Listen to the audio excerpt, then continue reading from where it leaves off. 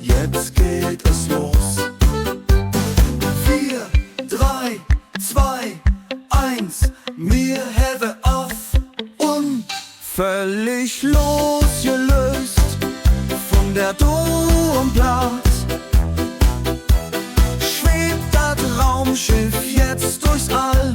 Wir können nicht nur Karneval, Kölsche Mond, noch ist das neu und ungewohnt. Kölsche im Weltall voll normal, das nennt me Kosmik Karneval. Ob dem Mond stand und Lure, das Raumschiff Willi 2 hilf auf, alles für die Wissenschaft.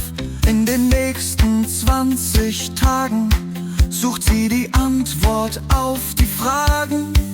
Kann man im Weltall auch Jod schunkele, dun die Sterne anders funkele? Wie haltbar ist nen halben Hahn? Was stellt die Schwerkraft mit uns an? Wie hoch kann dat marische springen? Kann man schwebe und laut singen? Dit dat Kölsch he anders schmecke? Jeder im Weltraum noch Miecke. Jetzt geht es los. 4, 3, 2, 1. Wir have auf. Völlig losgelöst von der Domplatz schwebt das Raumschiff jetzt durchs All.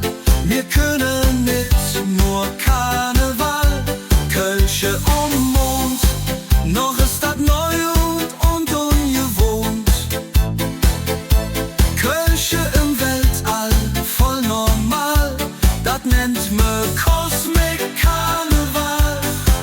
Auf dem Mond stand und Lure, das Raumschiff Willi 2 im All. Die testen jetzt nen Maskenball.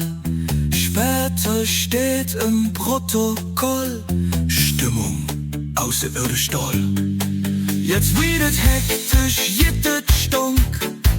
Et wird obgerecht gefunkt.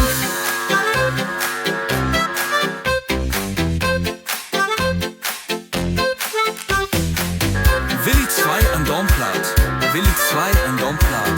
Henriette, wir haben ein Problem. Das Petermensche hat ein Leck. Hätte für Jans Jod geschmeckt. Jetzt geht es los, völlig losgelöst von der Domplatz